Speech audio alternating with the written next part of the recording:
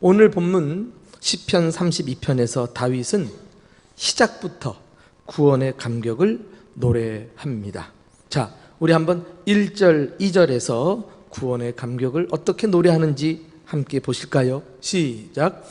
허물의 사함을 받고 자신의 죄가 가려진 자는 복이 있도다. 마음에 간사함이 없고 여호와께 정죄를 당하지 아니하는 자는 복이 있도다. 복이 있도다. 시편 1편에서도 동일한 표현이 나오는데 이제 32편에 와서 두 번째 복이 있다는 표현이 나오고 있습니다. 성경은 물질적인 복보다도 영적인 복에 대해서 말씀합니다. 참된 복은 우리가 구원받은 것입니다. 구원이 무엇입니까? 죄의 문제를 해결받은 것입니다. 1절, 2절은 짤막한 구절이지만은 구원에 대해서 다양하게 표현을 하고 있습니다. 먼저 보니까 허물의 사함을 받는다. 또 죄가 가려진다. 여호와께 정죄를 당하지 않는다. 이 모든 것은 구원을 여러 가지 각도에서 표현한 것인데요, 그만큼 하나님께서 우리 죄를 사하시는 일에 있어서 적극적인 태도를 나타낸다고 할 수가 있습니다. 이와 같이 죄로부터 구원받은 사람은 인생의 근본적인 문제를 해결받은 사람이요, 가장 복된 사람, 행복한 사람이라고 할 수 있습니다. 다윗은 오늘 본문의 마지막 부분에까지 와서도 구원의 감격을 노래하면서 시편을 마칩니다. 자, 우리 마지막 부분도 읽어보실까요? 10절과 11절 말씀 시작. 악인에게는 많은 슬픔이 있으나 여호와를 신뢰하는 자에게는 인자심이 두루리로다. 너희 의인들아, 여호와를 기뻐하며 즐거워할지어다. 마음이 정직한 너희들아, 다 즐거이 외칠지어다. 기뻐하며 즐거워하라. 다 즐겁게 외쳐라. 다윗이 주체할 수 없는 구원의 감격을 이렇게 표현을 해내고 있습니다. 그러나 모든 사람이 다 즐거워하는 것은 아닙니다. 악인에게는 많은 슬픔이 있으나 그랬어요. 이게 슬픔이란 두려움과 근심이 가득 찬 상태를 말하는데요, 이 짧은 두 구절에는 두 종류의 사람이 등장하죠. 악인이 나오고 의인이 나옵니다. 우리는 악인, 의인 그러면은 윤리적이고 도덕적인 의미를 떠올리게 되죠. 나쁜 짓을 하면 악인이고 착하게 살면 의인이라고 생각을 합니다. 그러나 성경에서 말하는 의인과 악인은 우리의 관념하고 달라요. 성경에 의인, 악인이라는 단어가 쓰였을 때는 관계적인 의미에서 사용되고 있습니다. 하나님과 어떤 관계를 맺고 사느냐, 이것이 악인과 의인의 기준이 된다는 거예요. 예컨대 사람이 볼 때는 아무리 법 없이도 살 것 같은 사람이라도 하나님을 믿지 않고 하나님이 주시는 구원을 받지 못했다면 그는 악인이라고 말하고 있습니다. 반면에 하나님을 신뢰하고 하나님을 기뻐하는 사람을 성경은 의인이다, 이렇게 표현하고 있는 것입니다. 의인이 하나님을 기뻐하는 이유는 무엇 때문일까요? 바로 죄로부터 구원해 주셨기 때문이에요. 당신의 아들 예수 그리스도를 이 세상에 보내사 십자가의 죽으심으로 우리 죄가 사해졌다는 사실을 알게 될 때 우리는 감격과 기쁨 속에서 살아가게 되는 것입니다.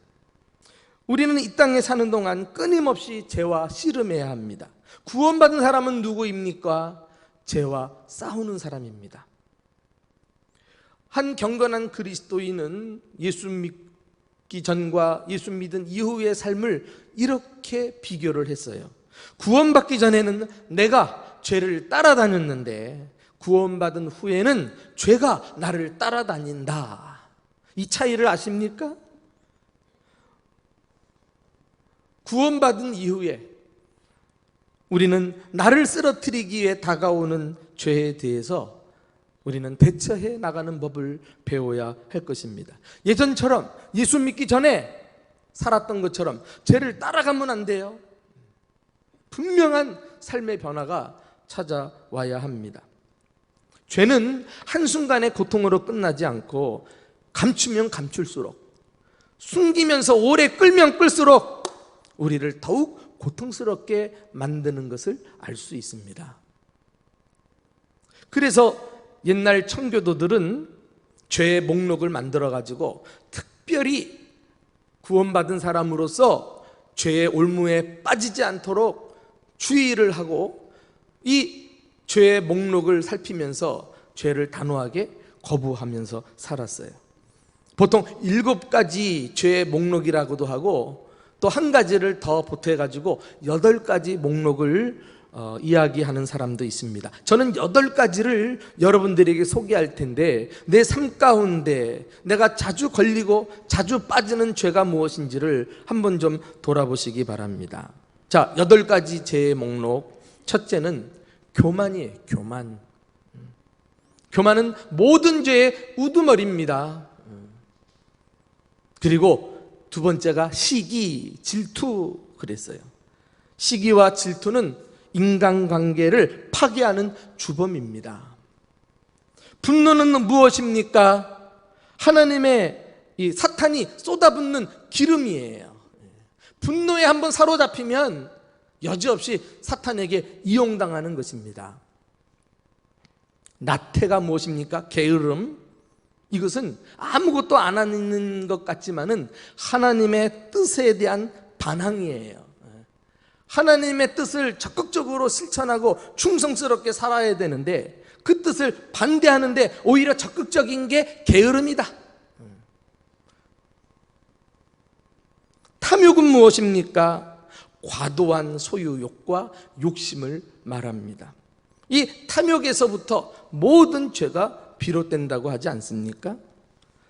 또 청교도들은 특이한 것을 하나 더 보탰는데요, 아주 실질적이기 때문이에요. 바로 식탐이에요. 식탐이 무엇이죠? 음식에 대한 절제하지 못하는 욕망이라고 할 수가 있습니다. 그래서 이 먹는 것을 자제하지 못하는 것은 곧 쾌락으로 향해 열려있는 문과 같다 그랬어요. 그래서 식탐을 갖게 되면은 육체본의와 쾌락에 빠지기가 쉽다라고 해서 먹는 것을 특별히 절제하면서 조심했던 것을 볼 수가 있습니다. 또 정욕을 예를 들 수가 있죠. 정욕은 그릇된 성적인 욕망을 말합니다. 바로 다윗이 이 정욕에 사로잡혀서 구원받은 자라도 큰 고통에 빠져들었던 것을 알 수 있습니다. 그리고 한 가지 더 보탠다면 바로 허영이에요. 허영. 세상의 헛된 영광을 추구하는 것입니다. 지위와 명예와 사람들의 인기를 얻고자 할 때 우리는 죄의 올무에 빠질 수가 있어요. 여러분, 이 8가지 죄, 교만과 시기와 분노와 나태, 탐욕과 식탐과 정욕과 허영, 이것들은 우리의 몸과 영혼을 병들게 하는 치명적인 죄악들입니다. 이것들은 어떤 것은 내 생각에서부터 나오기도 하고 직접 눈으로 볼 수 있게 행동으로 표출되기도 하고, 그런데 이 공통점은 무엇이냐면은 예수님 안에서 얻어야 될 기쁨을 다른 곳에서 찾으려고 하기 때문에 이 올무에 빠지는 것을 볼 수가 있어요. 그러므로 여러분들이 살면서 8가지 중에 한 가지 어떤 죄악에 이끌리게 될 때, 그 유혹을 받게 될 때 우리는 스스로에게 질문을 던지면서 자신의 영적 상태를 점검해 볼 필요가 있습니다.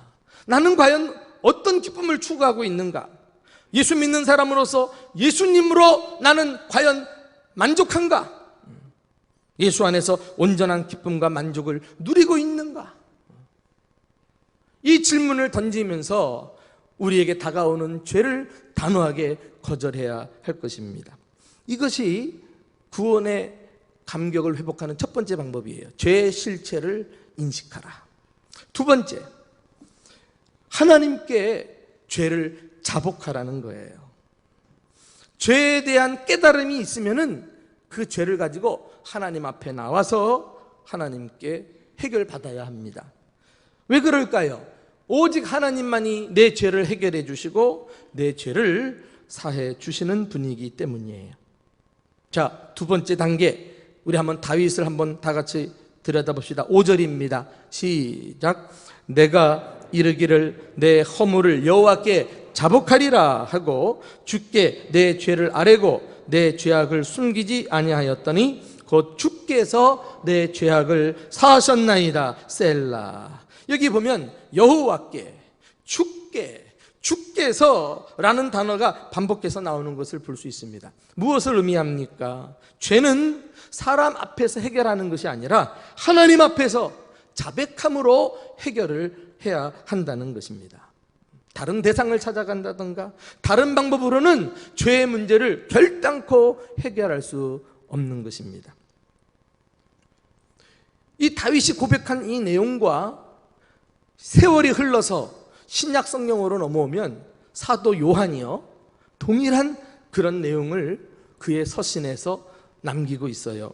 요한일서 1장 9절 말씀 한번 다 같이 읽어보실까요? 비스무리합니다. 자, 시작. 만일 우리가 우리 죄를 자백하면 그는 미쁘시고 의로우사 우리 죄를 사하시며 우리를 모든 불의에서 깨끗하게 하실 것이요. 자, 이것이 성경이 진리라는 사실을 우리에게 증명해 보입니다. 구약 어디서든 읽어도 또 신약 어디를 봐도 하나님이 말씀하시는 내용은 일관돼요. 통일해요. 시대를 막론하고 여러 사람들이 말씀을 외쳤지만 그것을 집대성하게 되면 동일하게 말씀이 일관되게 우리에게 전해지는 것을 보게 됩니다. 그렇구나. 하나님은 한 입을 가지고 두말하지 아니하시고 어느 시대 어느 누구에게나 동일한 교훈을 주시는구나. 오늘 본문 같은 경우는 구약을 봐도 신약을 봐도 다윗을 봐도 사도 요한을 봐도 하나님께 자백해라. 그러면 너희 죄를 사해 주시겠다. 이런 말씀 아닙니까?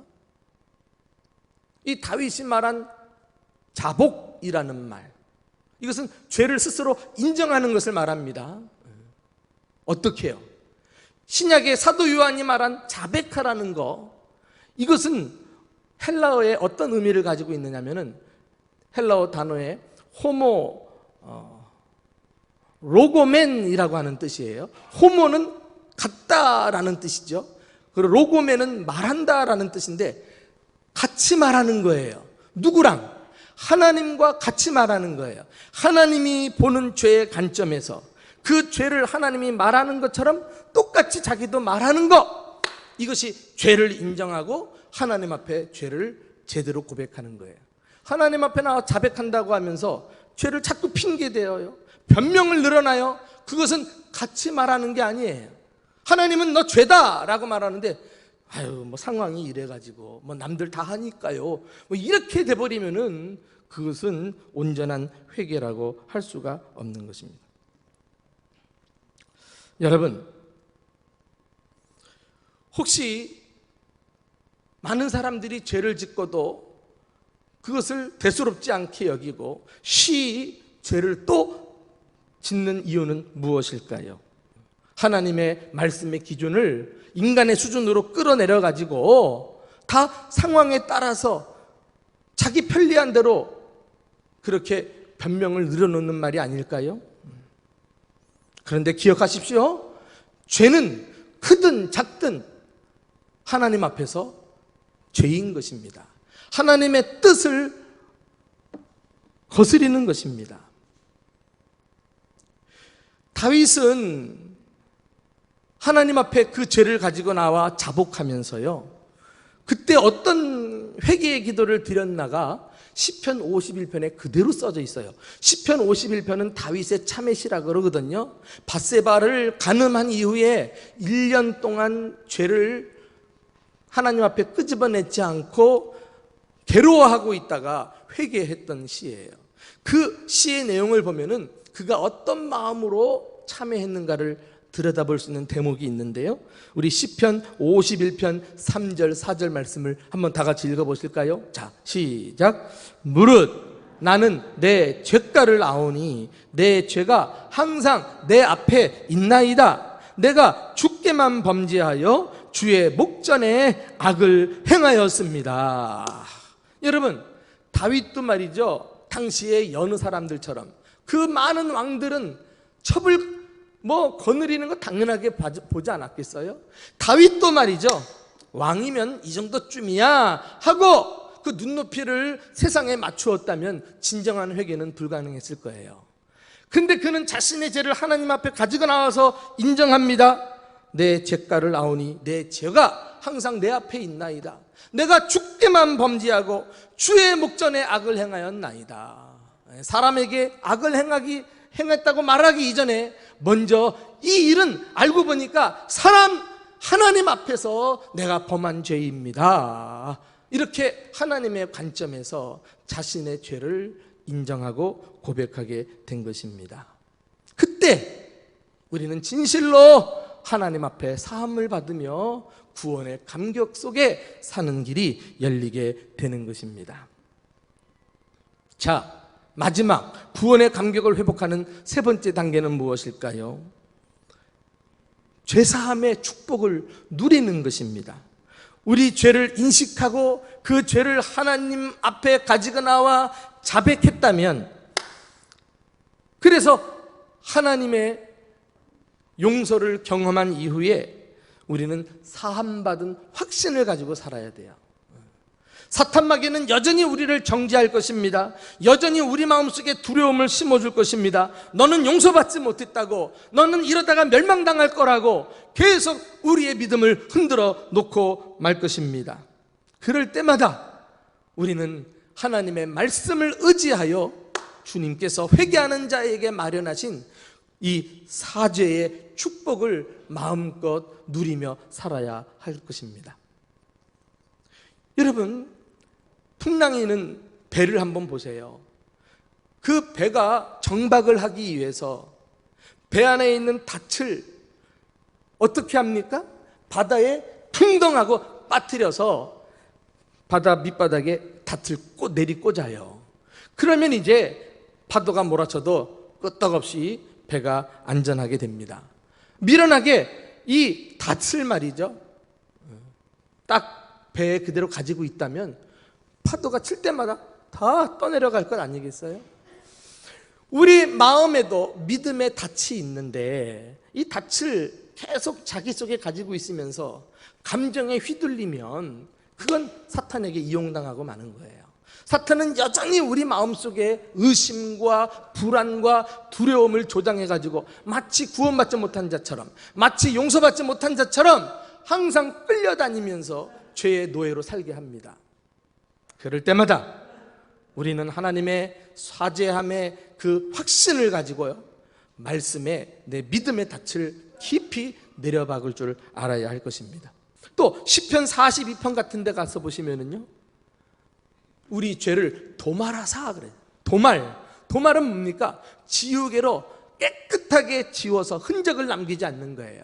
그래서 아유 그냥 딱 보면은 처음부터 깨끗한 것처럼 하나님께서 이렇게 우리를 죄와 상관없는 자로 용서하시는 걸 말씀을 통해서 확인하고 죄사함의 확신을 가지고 구원의 감격을 누리시기를 예수님의 이름으로 축원합니다.